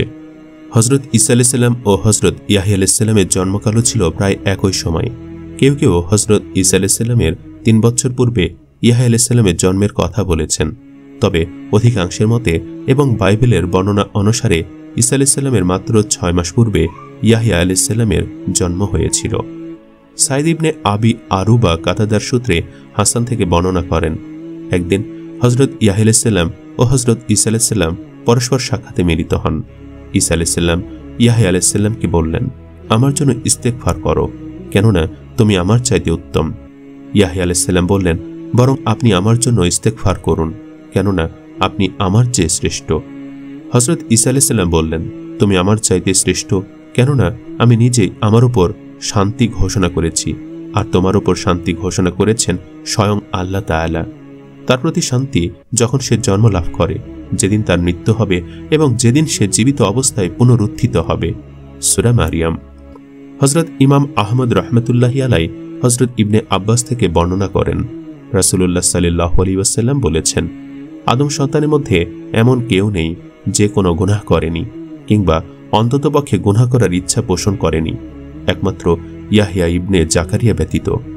মুহাম্মদ ইবনে ইসহাক ইবনুল আশ রাদিয়াল্লাহু তাআলা আনহু থেকে বর্ণনা করেন, রাসূলুল্লাহ সাল্লাল্লাহু আলাইহি ওয়াসাল্লাম বলেছেন, প্রত্যেক আদম সন্তান কিয়ামতের দিন কোনো না কোনো ত্রুটি সহ আল্লাহর সম্মুখে হাজির হবে, কেবল ইয়াহইয়া ইবনে জাকারিয়া ব্যতিক্রম। হযরত আবু দাউদ, তায়ালিসি প্রমুখ হযরত আবু সাঈদ রাদিয়াল্লাহু তাআলা আনহু থেকে বর্ণনা করেন, রাসূলুল্লাহ সাল্লাল্লাহু আলাইহি ওয়াসাল্লাম ইরশাদ করেন, হাসান ও হুসাইন বেহেশতের যুবকদের সর্দার, তবে দুই খালাতো ভাই হযরত ঈসা আলাইহিস সালাম ও হযরত ইয়াহইয়া আলাইহিস সালাম তার ব্যতিক্রম। হযরত ইয়াহইয়া আলাইহিস সালাম উটের লোমের তৈরি পোশাক পরিধান করতেন। হযরত ইয়াহইয়া আলাইহিস সালাম হযরত ঈসা আলাইহিস সালামকে বললেন, আমাকে কিছু উপদেশ দিন। হযরত ঈসা আলাইহিস সালাম বললেন, ক্রোধ সংবরণ করো। হযরত ইয়াহইয়া আলাইহিস সালাম বললেন, ক্রোধ সংবরণ করা আমার পক্ষে সম্ভব নয়। ঈসা আলাইহিস সালাম বললেন, সম্পদের মোহে পড়ো না। ইয়াহইয়া আলাইহিস সালাম বললেন, এটা সম্ভব। হযরত ইয়াহইয়া আলাইহিস সালাম অধিকাংশ সময় মানুষের সংসর্গ থেকে দূরে গিয়ে নির্জন স্থানে অবস্থান করতেন। তিনি বন জঙ্গলে থাকতে বেশি পছন্দ করতেন। গাছের পাতা খেয়ে নদীর পানি পান করে জীবন ধারণ করতেন এবং নিজেকে সম্বোধন করে বলতেন, হে ইয়াহইয়া, তোমার চেয়ে অধিক নিয়ামত আর কার ভাগ্যে জুটেছে। ইবনে আশকির বর্ণনা করেন, একবার ইয়াহইয়া আলাইহিস সালামের আব্বা আম্মা পুত্রের সন্ধানে বের হন। বহু অনুসন্ধান করার পরে তারা ইয়াহইয়া আলাইহিস সালামকে জর্ডান নদী তীরে দেখতে পান। সেখানে পুত্রকে আল্লাহর ইবাদত করতে দেখেন এবং আল্লাহর ভয়ে ভীত কম্পিত দেখে তারা উভয়ে অঝরে কাঁদতে থাকেন। ইবনে ওহাব মুজাহিদ থেকে বর্ণনা করেন, ইয়াহইয়া ইবনে জাকারিয়া আলাইহিস সালামের খাদ্য ছিল সবুজ ঘাস। আল্লাহর ভয়ে তিনি অঝরে কাঁদতেন। ইদ্রিস আল খাওলানি বলেন, তোমরা কি জানো সবচেয়ে উত্তম খাদ্যকে খেতেন? নিজে উত্তর দিলেন হযরত ইয়াহইয়া ইবনে জাকারিয়া আলাইহিস সালাম। তিনি বনের পশুদের সাথে আহার করতেন, কেননা মানুষের সাথে জীবিকা নির্বাহ করা তার খুব অপছন্দনীয় ছিল। ইবনুল মুবারক বর্ণনা করেন, একবার 3 দিন যাবৎ নবী জাকারিয়া আলাইহিস সালাম তার পুত্র ইয়াহইয়া আলাইহিস সালামকে খুঁজে পাচ্ছিলেন না। অতঃপর তিনি ছেলেকে খুঁজতে জঙ্গলে চলে গেলেন। সেখানে তিনি দেখতে পেলেন নবী ইয়াহইয়া আলাইহিস সালাম একটি কবর খনন করে দাঁড়িয়ে অঝরে কাঁদছেন। নবী জাকারিয়া আলাইহিস সালাম বললেন, বাবা, আমি তোমাকে 3 দিন থেকে খুঁজতেছি, আর তুমি এখানে কবর খুঁড়ে তার ভেতর দাঁড়িয়ে কাঁদতেছ। নবী ইয়াহইয়া আলাইহিস সালাম জবাব দিলেন, আব্বা, আপনি তো বলেছেন জান্নাত ও জাহান্নামের মাঝে এক কঠিন ও দুর্গম ময়দান আছে, যা কান্না ছাড়া অতিক্রম করা যায় না। হযরত ইয়াহইয়ার সময় ইহুদিদের শাসক ছিল হিরোদ এন্টিপাস। হিরোদ ইহুদি সমাজে রোমীয় নগ্ন সভ্যতার সয়লাভ বিয়ে দেন। রাষ্ট্রীয়ভাবে জিনা, ব্যভিচার, নগ্নতা, বেহায়াপনতা ও চরিত্রহীনতার প্রসার ঘটানো হতে থাকে। হিরোদ নিজেই ব্যভিচার ও পাপাচারে লিপ্ত হয়। হযরত ইয়াহইয়া তার অনৈতিক পাপাচারের প্রতিবাদ করতে থাকেন। হিরোদ নিজের অবস্থা বেগতিক দেখে হযরত ইয়াহইয়াকে গ্রেফতার করে কারাগারে ফেলে রাখে। চরিত্রহীনরা দেখল হযরত ইয়াহইয়া আলাইহিস সালাম মানুষের মাঝে সৎকর্ম ও পবিত্র জীবন যাপনের যে চেতনা সৃষ্টি করেছেন, তার ফলে মানুষ তাদের চরমভাবে ঘৃণা করছে। তাদের বিরুদ্ধে বেড়ে চলেছে মানুষের ক্ষোভ, কারণ মানুষ দেখল আল্লাহর নবীকে আটকে রাখা হয়েছে কারাগারে, আর পাপিষ্ঠদের লালন করছে সরকার। এমত অবস্থায় শাসক হিরোদ তার এক পালিত নর্তকীর আবদারে হত্যা করল আল্লাহর নবী হযরত ইয়াহইয়া আলাইহিস সালামকে। তার মস্তক দ্বিখণ্ডিত করে উপহার দিল নর্তকীকে। এভাবে বনী ইসরায়েলের বধগত লোকেরা একের পর এক আল্লাহর নবীকে হত্যা করে। এদের সম্পর্কেই আল কোরআনে বলা হয়েছে, যারা আল্লাহর আয়াতকে অস্বীকার করে, অন্যায়ভাবে হত্যা করে আল্লাহর নবীদেরকে আর ওই সব লোকদেরকে যারা ন্যায় ও সুবিচারের নির্দেশ দেয়, এসব অপরাধীদেরকে যন্ত্রণাদায়ক শাস্তির সুসংবাদ দাও। সূরা আলী ইমরান আয়াত নম্বর 21। বিভিন্ন বর্ণনা মতে ইয়াহিয়া আলাইহিস ছিলেন ঈসা আলাইহিস প্রতি ঈমান আনয়নকারী ও তাকে সত্যায়নকারী সর্বপ্রথম ব্যক্তি। হযরত ইয়াহিয়া আলাইহিসকে গর্ভে ধারণকালে একদিন তার মাতা মারিয়াম আলাইহিসের সম্মুখে উপস্থিত হলেন। ইয়াহিয়া আলাইহিসের মাতা মারিয়ামকে বললেন, তুমি কি গর্ভবতী? মারিয়াম আলাইহিস বললেন, এরূপ জিজ্ঞাসার কারণ কি? ইয়াহিয়া আলাইহিসের মাতা বললেন, কারণ আমি অনুভব করছি যে আমার গর্ভে যা আছে সে তোমার গর্ভে যে আছে তাকে সিজদা করছে। কেউ কেউ বলেছেন 3 বছর বয়সের সময় ইয়াহিয়া আলাইহিস ঈসা আলাইহিসকে স্বীকৃতি প্রদান করেছিলেন। হাদিসে এসেছে ইয়াহিয়া ও ঈসা আলাইহিস খালাতো ভাই ছিলেন। ইয়াহিয়া আলাইহিসের মাতা বলতেন, আমি অনুভব করছি যে আমার গর্ভে যা আছে সে তোমার গর্ভে যা আছে তাকে সিজদা করছে। আর এটাই ছিল মাতৃ গর্ভে থাকাকালে হযরত ইয়াহিয়া আলাইহিস কর্তৃক ঈসা আলাইহিসকে স্বীকৃতি প্রদান। ঈসা আলাইহিস ছিলেন কালিমুল্লাহ। ইয়াহিয়া আলাইহিস ঈসা আলাইহিসের চাইতে বয়সে জ্যেষ্ঠ ছিলেন। বিভিন্ন রেওয়ায়েতে এসেছে একবার ঈসা আলাইহিস ও ইয়াহিয়া আলাইহিস একসঙ্গে পথ চলছিলেন। তখন ইয়াহিয়া আলাইহিস সাথে এক নারী ধাক্কা লাগলো। ঈসা আলাইহিস বললেন, খালাতো ভাই, তুমি জানো এমন একটি অন্যায় তুমি করেছ যে আমার ধারণায় কখনো উহার ক্ষমা হবে না। ইয়াহিয়া আলাইহিস বললেন, খালাতো ভাই, ব্যাপারটি কি? ঈসা আলাইহিস বললেন, তুমি এক নারীকে ধাক্কা দিয়েছ। ইয়াহিয়া আলাইহিস বললেন, আল্লাহর কসম, আমি তো বলতেই পারি না। ঈসা আলাইহিস বললেন, সুবহানাল্লাহ, আমার দেহ তো আমার সঙ্গে রয়েছে, তোমার আত্মা কোথায় অবস্থান করছে? ইয়াহিয়া আলাইহিস বললেন, আমার আত্মা আরশের সহিত ঝুলন্ত রয়েছে। বিভিন্ন রেওয়ায়েতে আরও বর্ণিত আছে, একবার ইয়াহিয়া আলাইহিস ও ঈসা আলাইহিস একত্র হলে ঈসা আলাইহিস ইয়াহিয়া আলাইহিসকে বললেন, আমার জন্য ক্ষমা প্রার্থনা করুন, কেননা আপনি আমার চাইতে শ্রেষ্ঠ। ইয়াহিয়া আলাইহিস বললেন, আপনি আমার চাইতে শ্রেষ্ঠ। তখন ঈসা আলাইহিস বললেন, আপনি আমার চাইতে শ্রেষ্ঠ, কেননা আমি নিজের জন্য সালাম ও নিরাপত্তার ঘোষণা করেছি এবং আপনাকে আল্লাহ তাআলা স্বয়ং সালাম ও নিরাপত্তা প্রদান করেছেন। ঈসা আলাইহিস সুফ অর্থাৎ ভেড়ার পশমের বস্ত্র পরিধান করতেন এবং ইয়াহিয়া আলাইহিস ওয়াবর অর্থাৎ উটো গরুর পশমের বস্ত্র পরিধান করতেন। তাদের কারো কোনো ধন সম্পদ ছিল না, কোনো দাসদাসীও ছিল না এবং বসবাসের জন্য কোনো আশ্রয়স্থল ছিল না। যেখানে রাত্রি আগমন ঘটত সেখানে তারা রাত্রি যাপন করতেন। বিচ্ছিন্ন হওয়ার সময় ইয়াহিয়া আলাইহিস ঈসা আলাইহিসকে বললেন, ভ্রাতা, আমাকে উপদেশ দিন। ঈসা আলাইহিস বললেন, রাগ করবে না। ইয়াহিয়া আলাইহিস বললেন, আমি রাগ না করে থাকতে পারি না। ঈসা আলাইহিস বললেন, সম্পদ সঞ্চয় করবে না। জবাবে ইয়াহিয়া আলাইহিস বললেন, হ্যাঁ, আশা করি তা সঞ্চয় করব না। প্রচলিত বাইবেলের বিভিন্ন পুস্তকেও হযরত ইয়াহিয়া আলাইহিস ও হযরত ঈসা আলাইহিস পারস্পরিক স্বীকৃতি প্রদান এবং ইয়াহিয়া আলাইহিস কর্তৃক ঈসা আলাইহিস অনুসরণের মোটামুটি বিশদ বর্ণনা পাওয়া যায়। তবে বাইবেলের বর্ণনায় অন্যান্য সাধারণ মানুষের সাথে ইয়াহিয়া আলাইহিস নিকট হতে তার প্রবল আপত্তি সত্ত্বেও ঈসা আলাইহিস সালামের ব্যাপ্তিস্ব গ্রহণ ও পরক্ষণে মাসিরূপে আত্মপ্রকাশের বিবরণ পাওয়া যায়। বাইবেলের বর্ণনা মতে ঈসা আলাইহিস মিশরের ও গালিলের নাসরত নগরে শৈশব ও বাল্যকাল অতিবাহিত করেন। ইয়াহিয়া আলাইহিস দিন প্রচারের কাজ আরম্ভ করলে ঈসা আলাইহিস ইয়াহিয়া আলাইহিস সাথে সাক্ষাৎ করবার উদ্দেশ্যে গালিলের নাসরত নগর হতে জর্ডান নদে তীরবর্তী অঞ্চলে আগমন করলেন এবং ইয়াহিয়া আলাইহিস নিকট হতে বাপ্তিস্ম গ্রহণ করতে চাইলেন।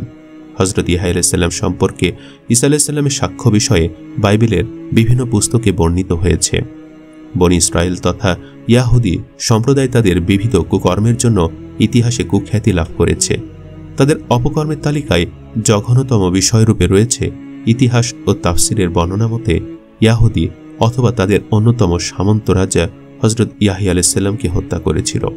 হত্যার সূত্র ও ঘটনা সম্পর্কে ঐতিহাসিক ও মুফাসসিরগণের মধ্যে মতবিরোধ থাকলেও তার শাহাদত বরণের বিষয়টি প্রায় সর্বসম্মত। তবে বাইবেলের বর্ণনা মতে প্রথমে তাকে কারারুদ্ধ করা হয় এবং পরে জেলখানে তাকে হত্যা করা হয়। সমসাময়িককালে ইহুদিদের পূর্ণাঙ্গ স্বাধীন রাজ্য ছিল না।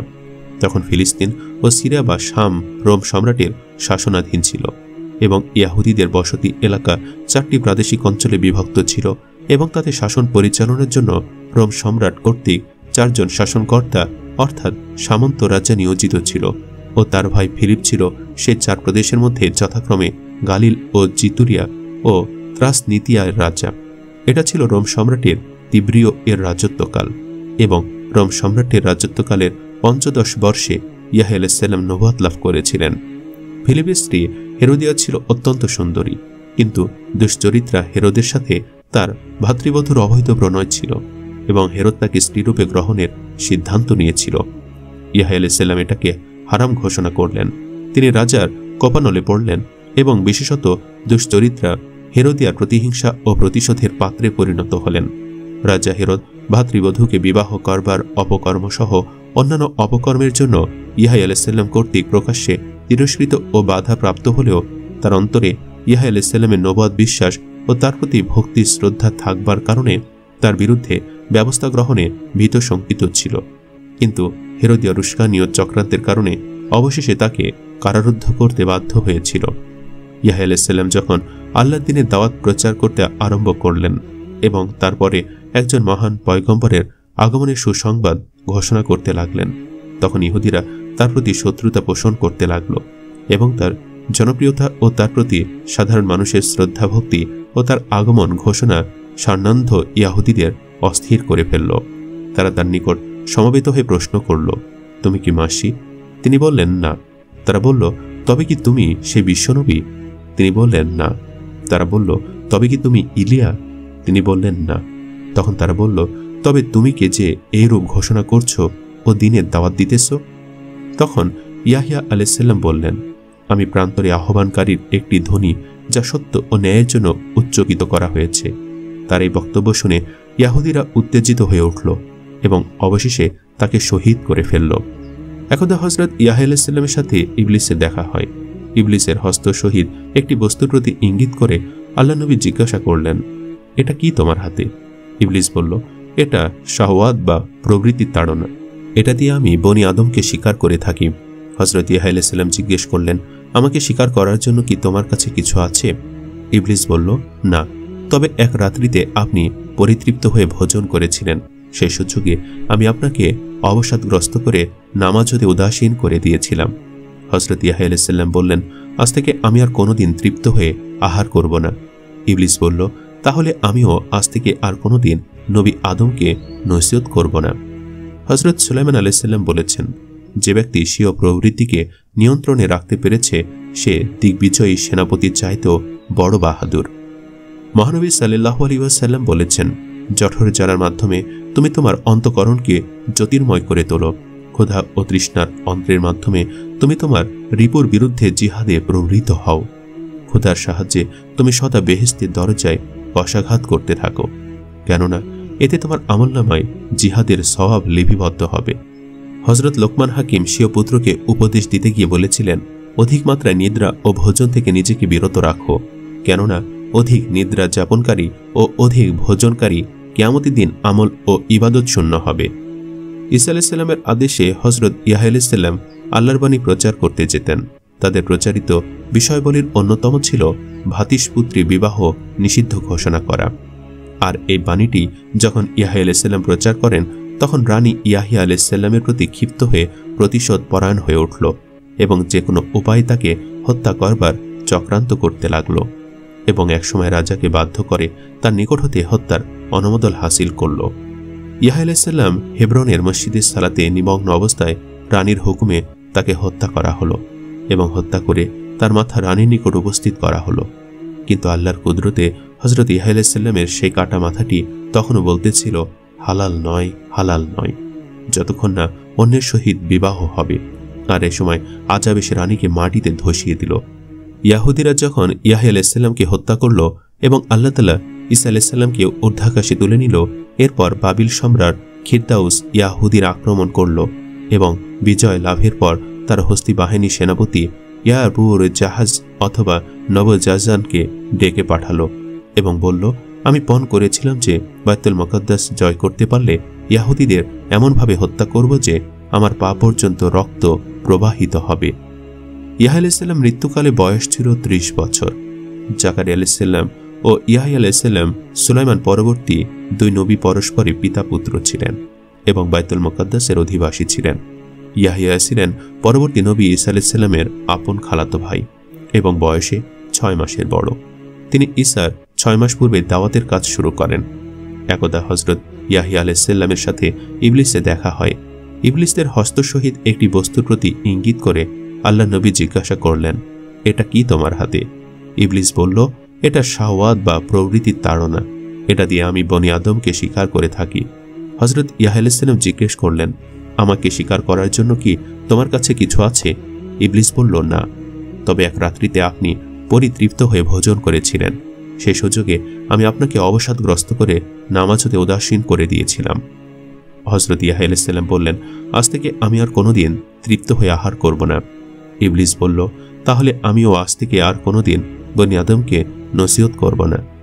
হাদিসে নববীর মাঝে লুকিয়ে আছে অমূল্য জ্ঞান ভাণ্ডার, যাতে মানুষের জন্য রয়েছে অনুপম উপদেশ ও জীবন চলার পথের অনন্য দিক নির্দেশনা। এমন একটি হাদিস নিম্নে হারিস আশারি রাদিয়াল্লাহু তাআলা আনহু হতে বর্ণিত। তিনি বলেন, আল্লাহ নবী মুহাম্মদ সাল্লাল্লাহু আলাইহি সাল্লাম বলেন, নিশ্চয়ই আল্লাহ তাআলা ইয়াহইয়া ইবনে জাকারিয়া আলাইহিস সালামকে 5টি বিষয়ে নির্দেশ দিয়েছিলেন, যেন তিনি সে অনুযায়ী আমল করেন এবং বনি ইসরায়েলকে সে অনুযায়ী আমল করার নির্দেশ দেন। তিনি তদনুযায়ী আমল করতে বিলম্ব করছিলেন। তখন ঈসা আলাইহিস সালাম তাকে বললেন, আল্লাহ তাআলা আপনাকে 5টি বিষয়ে নির্দেশ দিয়েছেন, যাতে আপনি সে অনুযায়ী আমল করেন এবং বনি ইসরায়েলকে সে অনুযায়ী আমল করার নির্দেশ দেন। আপনি তাদেরকে নির্দেশ দেন, অন্যথা আমি তাদেরকে নির্দেশ দিব। তখন ইয়াহইয়া আলাইহিস সালাম বললেন, আপনি যদি আমার পূর্বে নির্দেশ দেন, তাহলে আমি আমাকে মাটির নিচে দাবিয়ে দেওয়ার অথবা আমাকে শাস্তি দেওয়ার আশঙ্কা করছি। অতঃপর তিনি লোকদেরকে বাইতুল মুকাদ্দাসে সমবেত করলেন। মসজিদ ভরে গেলে তারা বারান্দায় বসল।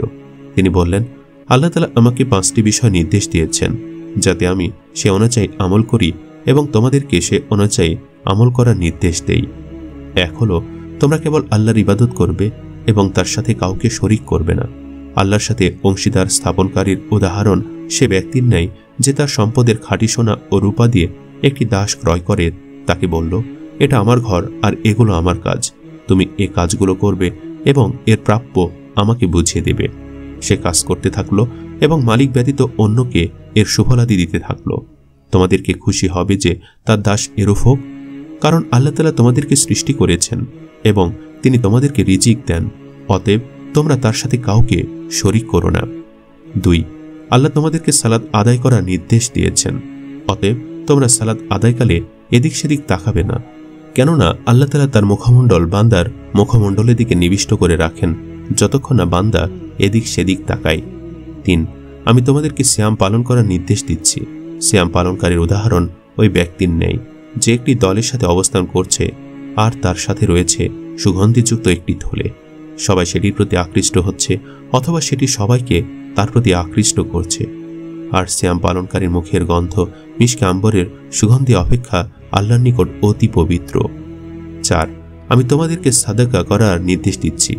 সাদাকাকারীর উদাহরণ ওই ব্যক্তির ন্যায় যাকে শত্রুরা পাকড়াও করে তার ঘাড়ের সাথে হাত বেঁধে ফেলেছে এবং তাকে হত্যার জন্য বদ্ধ ভূমিতে নিয়ে যাচ্ছে। তখন সে বলল, আমি আমার প্রাণের বিনিময়ে আমার কম বেশি সমস্ত সম্পদ তোমাদেরকে দিচ্ছি। অতঃপর সে মালের বিনিময়ে নিজেকে ছাড়িয়ে নিল। 5, আমি তোমাদেরকে আল্লাহর জিকির করার নির্দেশ দিচ্ছি। জিকিরকারীর উদাহরণ ওই ব্যক্তির ন্যায় যার শত্রুরা দ্রুততার সাথে তার পিছু ধাওয়া করেছে, অথবা সে একটি সুরক্ষিত দুর্গে গমন করে নিজেকে তাদের থেকে রক্ষা করল।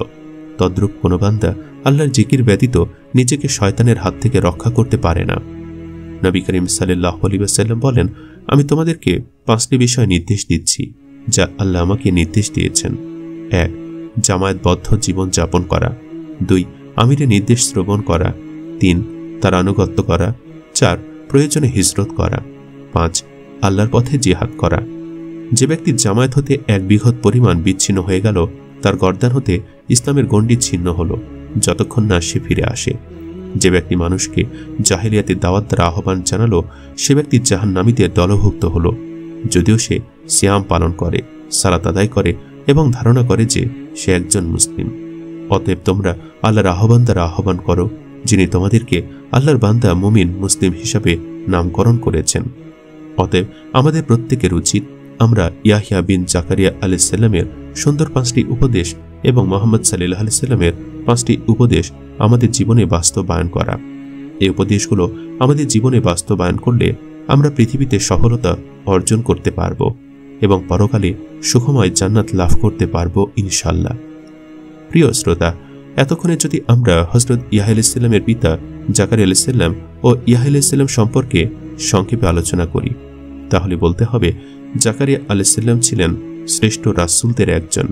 মহান আল্লাহ গোটা বিশ্ববাসীর ওপর যাদের সম্মানিত করেছেন তিনি তাদেরই অন্যতম। তাছাড়া তিনি সেই সব নবী রাসূলদেরও একজন, মানুষকে সত্য পথে আসার আহ্বান করার কারণে যাদেরকে আল্লাহ দুশমনরা যাদের হত্যা করেছিল, তাই তিনি একজন শহীদ নবী। তিনি ছিলেন বনী ইসরায়েলের অন্যতম শ্রেষ্ঠ রাসূল। হযরত ইব্রাহিম ও ইয়াকুবের বংশধর তিনি। শুনুন আল্লাহর বাণী, আর আমি ইব্রাহিমকে ইসাক ও ইয়াকুবের মতো সন্তান দিয়েছি, তাদের প্রত্যেককে আমি সঠিক পথ দেখিয়েছি, যা দেখিয়েছিলাম ইতপূর্বে নূহকে। একই পথ দেখিয়েছি আমি তাদের বংশধরদের মধ্যে দাউদ, সুলাইমান, আয়ুব, ইউসুফ, মুসা, হারুনকে। মুহসিন লোকদের আমি এভাবে প্রতিদান দিয়ে থাকি। আমি একই পথ দেখিয়েছি জাকারিয়া, ইয়াহিয়া, ইলিয়াস ও ঈসাকে। এরা সবাই ছিল সংস্কারক। সেই পথই দেখিয়েছি আমি ইসমাইল, আল ইয়াসা, ইউনুস ও লুতকে। এদের প্রত্যেককে আমি বিশ্ববাসীর উপর শ্রেষ্ঠত্ব দান করেছি। সূরা আল আনাম আয়াত নম্বর 84 থেকে 86। বনী ইসরায়েলের দ্বীনি কার্যক্রমের কেন্দ্র ছিল বাইতুল মাকদাস। বনী ইসরায়েলের মধ্যে হযরত হারুন আলাইহিস সালামের বংশধর একটি গোত্রের উপর দায়িত্ব ছিল বাইতুল মাকদাসের রক্ষণাবেক্ষণের। হযরত জাকারিয়া আলাইহিস সালাম ছিলেন এই গোত্রের প্রধান। গোত্র প্রধান হিসেবে তিনি ছিলেন এই মহান দ্বীনি কেন্দ্রের পরিচালক ও তত্ত্বাবধায়ক। তাকে লড়তে হতো এই ঘরে সেবা ও পরিচর্যা, দ্বীনের দাওয়াত ও শিক্ষা প্রচার এবং সৎ কাজের আদেশ এবং অন্যায় অসৎ কাজ থেকে বারণ ও বাধাদানি ছিল তার দ্বীনি মিশনের মূল কাজ। তিনি ছিলেন আল্লাহর অনুগত দাস এবং সত্য, সততা ও আদর্শের মূর্ত প্রতীক। কিন্তু হযরত জাকারিয়া এই দ্বীনি নেতৃত্বের উত্তরাধিকারী নিয়েছিলেন খুবই চিন্তিত। তার বংশে এমন কোনো যোগ্য লোক ছিল না তার মৃত্যুর পর যে এই মহান দ্বীনি দায়িত্ব পালন করতে পারত। তিনি ছিলেন নিঃসন্তান, তাই পরবর্তী দায়িত্বের ব্যাপারে তিনি সবসময় ছিলেন চিন্তিত। এখন তার বয়স প্রায় 100 বছর। চিন্তা তার বেড়েই চলল। হঠাৎ ঘটে গেল একটি ঘটনা। ঘটনাটির আছে একটি পূর্ব কথা। শুনুন তবে সে কথাটি। হযরত ঈসা আলাইহিস সালামের নানী আল্লাহর কাছে মানত করলেন, হে আল্লাহ, আমার এখন যে সন্তানাদি হবে আমি ওকে তোমার জন্য নজরানা দিলাম, ও তোমার জন্য উৎসর্গিত হবে। তুমি এ নজরানা কবুল করে নাও। তিনি আশা করেছিলেন তার একটি ছেলে হবে এবং তিনি ওকে বাইতুল মাকদাসে দ্বীনের কাজের জন্য বিশেষভাবে নিয়োগ করবেন। কিন্তু মানুষ যা চায় তা হয় না, আল্লাহ যা চান তাই হয়। কিছুদিনের মধ্যেই তার একটি মেয়ে হলো। তিনি মেয়েটির নাম রাখলেন মারিয়াম। মারিয়াম প্রাপ্তবয়স্ক হলে মানত অনুযায়ী ওকে তিনি পৌঁছে দিলেন বাইতুল মাকদাসে। এখন প্রশ্ন দেখা দিল, সেখানে ও দেখাশোনার দায়িত্ব পালন করবে কে? মরিয়মকে দেখাশোনার দায়িত্ব পালন করতে এগিয়ে এলেন অনেকে। এই দায়িত্ব পালনের জন্য এগিয়ে এলেন হযরত জাকারিয়া আলাইহিস সালাম। আরও এগিয়ে এলেন অন্যান্য গোত্রের ধর্মীয় নেতারা। তারা সবাই দাবি করলেন এ মহৎ সেবা প্রদানের। নিজের দাবি ত্যাগ করছে না কেউই। ফলে অনুষ্ঠিত হলো কোরা বা লটারি। লটারিতে কার নাম উঠেছে জানেন? জাকারিয়া। হ্যাঁ, হযরত জাকারিয়ার নাম। তিনি দেখাশোনা শুরু করতে লাগলেন মরিয়মকে। এদিকে তিনি মরিয়মের খালু হন। হযরত জাকারিয়ার স্ত্রী এবং মরিয়মের মা সহোদর বোন। ফলে মরিয়মের সেবা ও আদর যত্ন হতে লাগলো সুন্দর ও নিখুঁতভাবে।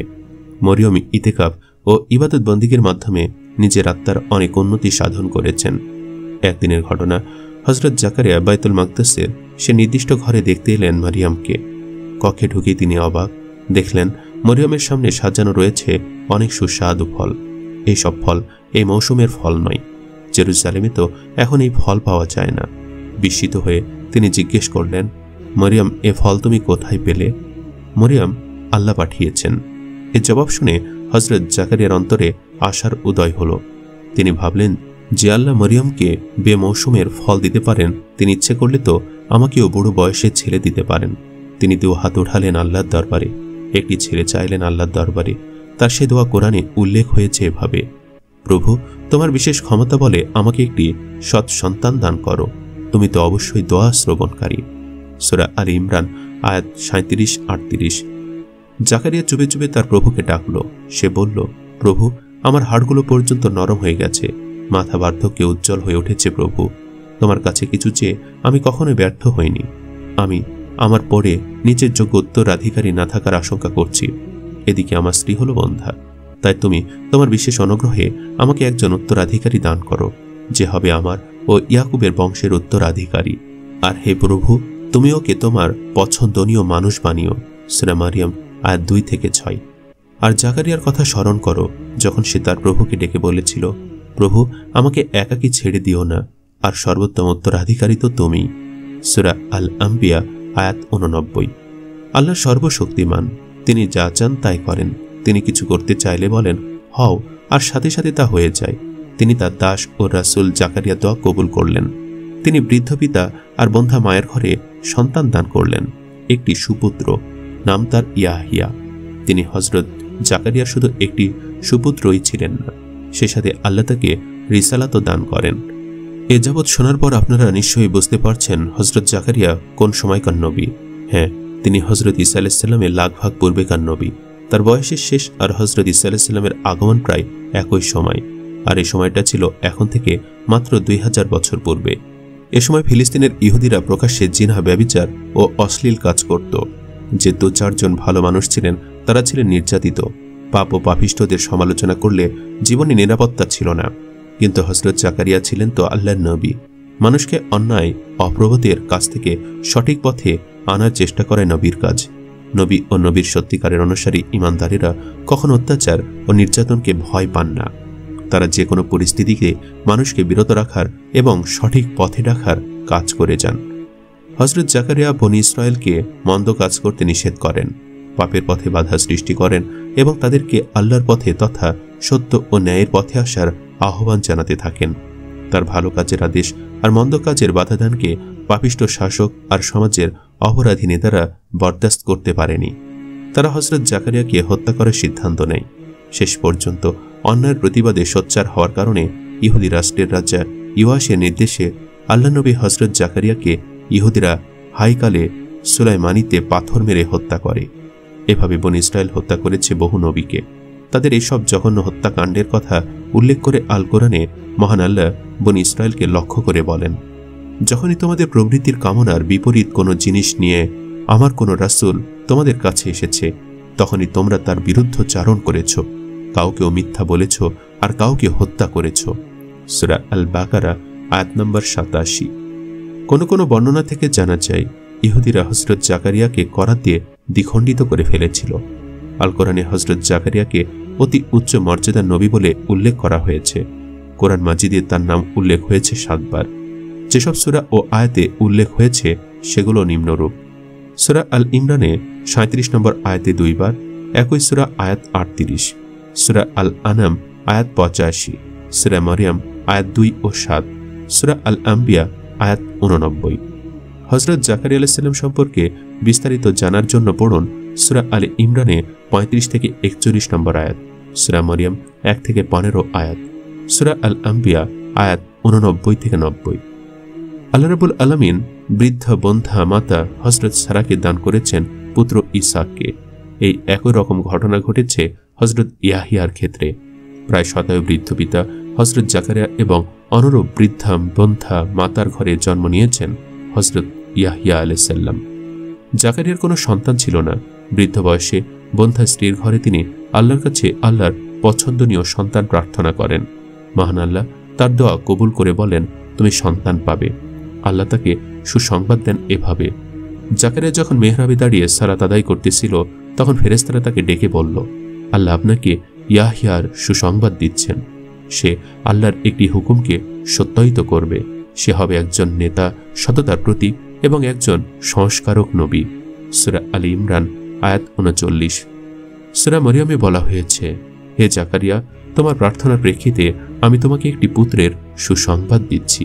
তার নাম হবে ইয়াহিয়া। এ নামে কোনো লোক আমি এর আগে সৃষ্টি করিনি। সূরা মরিয়ম আয়াত নম্বর 7।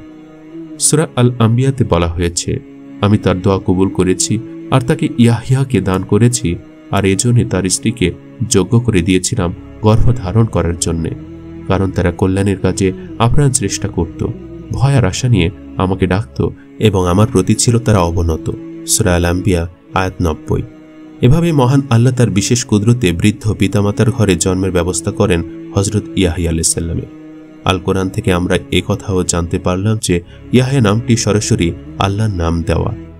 মহান আল্লাহই পিতা জাকারিয়াকে নির্দেশ দিয়েছেন তার পুত্রের নাম যেন ইয়াহইয়া রাখা হয়।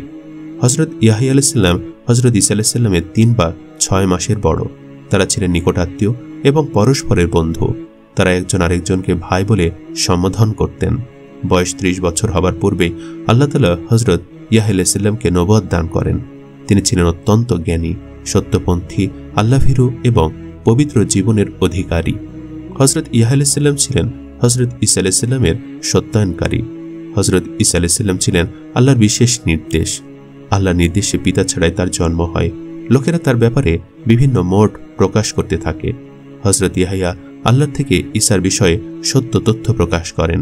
তিনি ঘোষণা করেন আল্লাহর নির্দেশে বিনা বাপেই ঈসার জন্ম হয়েছে। তিনি আল্লাহর দাস ও রাসূল। আপনারা ঈসাকে আল্লাহর রাসূল হিসাবে গ্রহণ করুন এবং তার আনুগত্য করুন।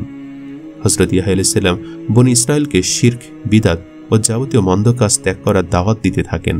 তাদেরকে শুধু এক আল্লাহর দাসত্ব ও আনুগত্য করতে এবং সততার সাথে চলতে আহ্বান জানাতে থাকেন। তিনি ট্রান্স জর্ডান এলাকায় তার দাওয়াতি কাজ সম্প্রসারণ করেন। মানুষকে তিনি পাপ কাজ থেকে তওবা করাতেন এবং যারা তওবা করতেন তাদেরকে ব্যাপটাইজ বা গোসল করাতেন। সেজন্য তিনি ব্যাপটিস্ট ইয়াহইয়া নামে পরিচিতি লাভ করেন। হযরত ইয়াহইয়ার সময় ইহুদিদের শাসক ছিল হিরোদ এন্টিপাস। হিরোদ ইহুদি সমাজে রোমীয় নগ্ন সভ্যতার সয়লাভ বিয়ে দেন। রাষ্ট্রীয়ভাবে জিনা, ব্যভিচার, নগ্নতা, বেহায়াপনতা ও চরিত্রহীনতার প্রসার ঘটানো হতে থাকে। হিরোদ নিজে ব্যভিচার ও পাপাচারে লিপ্ত হয়। হযরত ইয়াহইয়া তার অনৈতিক পাপাচারের প্রতিবাদ করতে থাকেন। হিরোদ নিজের অবস্থা বেগতিক দেখে হযরত ইয়াহইয়াকে গ্রেফতার করে কারাগারে ফেলে রাখে। চরিত্রহীনরা দেখল হযরত ইয়াহইয়া মানুষের মাঝে সৎকর্ম ও পবিত্র জীবন যাপনের যে চেতনা সৃষ্টি করেছেন তার ফলে মানুষ তাদের চরমভাবে ঘৃণা করছে। তাদের বিরুদ্ধে বেড়ে চলেছে মানুষের ক্ষোভ। কারণ মানুষ দেখল আল্লাহর নবীকে আটকে রাখা হয়েছে কারাগারে আর পাপিষ্ঠদের লালন করছে সরকার। এমত অবস্থায় শাসক হিরোদ তার এক লালিত নর্তকীর আবদারে হত্যা করল আল্লাহর নবী হযরত ইয়াহইয়া আলাইহিস সালামকে। তার মস্তক দ্বিখণ্ডিত করে উপহার দিল নর্তকীকে। এভাবে বনী ইসরায়েলের বধভূত লোকেরা একের পর এক আল্লাহর নবীকে হত্যা করে।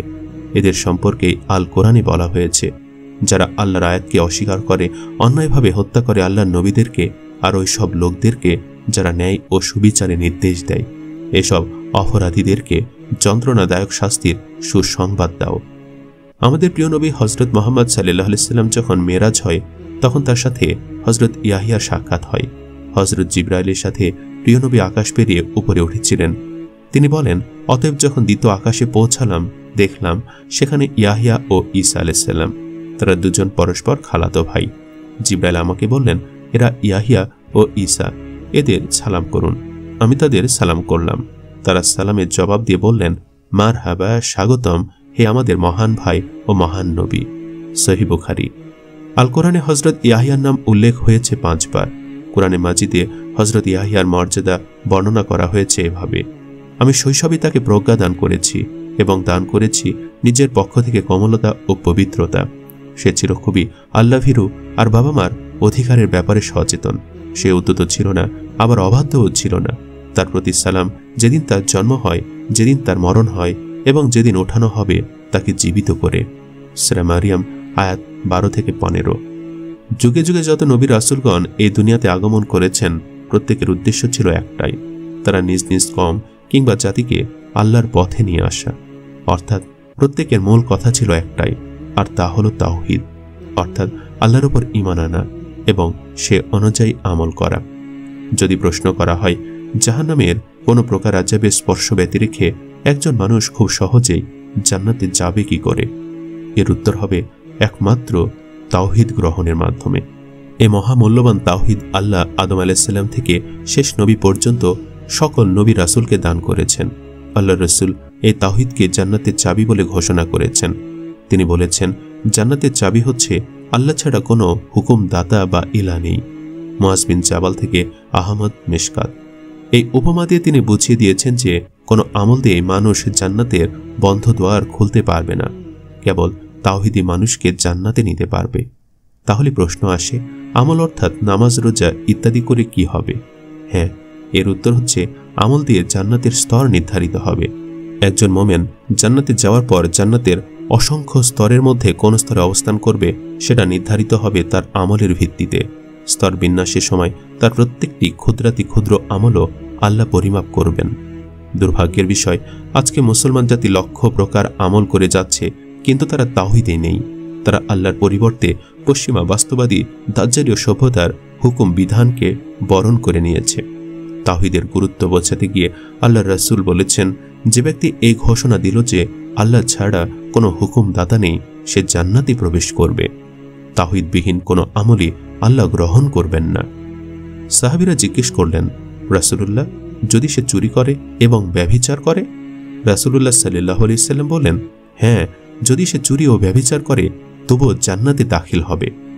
আবু যর রাদিয়াল্লাহু তাআলা আনহু বিশ্বাস করতে পারছিলেন না, তাই তিনি নিশ্চিত হওয়ার জন্য বারবার একই প্রশ্নই করতে থাকলেন। 4 বার একই উত্তর দেওয়ার পর রাসূলুল্লাহ বললেন, হ্যাঁ, সে জান্নাতে যাবে যদি সে চুরি করে, যদি সে ব্যভিচার করে, এমনকি যদি মাটিতে আবু যরের নাক ঘষেও দেয়। মৃত্যুদণ্ডের পর ইসলামের সবচেয়ে কঠিন দণ্ড হচ্ছে চুরি আর ব্যভিচারের। যারা এ দুটো জঘন্য অপরাধ করবে তাদেরকেও আল্লাহ জাহান্নামে নিক্ষেপ করবেন না, যদি সে একমাত্র আল্লাহকে তার হুকুমদাতা হিসাবে বিশ্বাস ও মান্য করে। বিশ্বনবী পরিষ্কারভাবে বলেছেন, আল্লাহর সাথে তার বান্দার চুক্তি এই যে বান্দা তার পক্ষ থেকে যদি এই শর্ত পালন করে যে সে আল্লাহ ছাড়া আর কাউকে ইলাহ অর্থাৎ বিধাতা বলে স্বীকার করবে না, তবে আল্লাহ তার পক্ষ থেকে এই শর্ত পালন করবেন যে তিনি তাকে জান্নাতে প্রবেশ করাবেন। তাই আমাদের প্রত্যেকের উচিত তাওহীদের ওপর থাকা। আদম থেকে শুরু করে মুহাম্মদ সাল্লাল্লাহু আলাইহি ওয়াসাল্লাম পর্যন্ত প্রত্যেক নবীর বাণী ছিল একটাই, আর তা হলো তাওহীদের বাণী। মুসলমান হিসাবে আমাদের প্রত্যেকের উচিত নবীদের সেই বাণীটাকে নিজেদের মধ্যে ধারণ করে রাখা। যে আল্লাহর একত্ববাদে খাঁটিভাবে বিশ্বাস করবে সেই সকল পাপ থেকে নিজেকে বিরত রাখতে সক্ষম হবে, কেননা তার মধ্যে চূড়ান্তভাবে আল্লাহর ভয় প্রবেশ করবে। আল্লাহ তাআলা আমাদের সবাইকে প্রকৃত ঈমানদার হওয়ার তৌফিক দান করুক, আমিন। প্রিয় শ্রোতা, এতক্ষণ আলোচনা করেছি হযরত ইয়াহইয়া আলাইহিস সালামের সমগ্র জীবনী ও তার জীবনের সাথে সংশ্লিষ্ট বেশ কয়েকটি অলৌকিক ঘটনা। আলোচনা করেছি হযরত ইয়াহইয়া আলাইহিস সালামের অলৌকিকভাবে জন্মের ঘটনা। আরও আলোচনা করেছি শৈশব থেকে তিনি কিভাবে নবুয়ত লাভ করেছিলেন সে সম্পর্কে বিস্ময়কর ঘটনা। এছাড়া আরও আলোচনা করেছি তার অদ্ভুত এক অলৌকিক ঘটনা, যা ছিল শহীদ হওয়ার পর তার কাটা মাথাটি কিভাবে জীবন্ত মানুষের ন্যায় কথা বলেছিল সে সম্পর্কে বিস্ময়কর ঘটনা। আশা করি আজকের পুরো ভিডিওটি আপনাদের কাছে ভালো লেগেছে। আজকের ভিডিওটি ভালো লেগে থাকলে অবশ্যই ভিডিওটি শেয়ার করে দিবেন। আল্লাহ হাফেজ।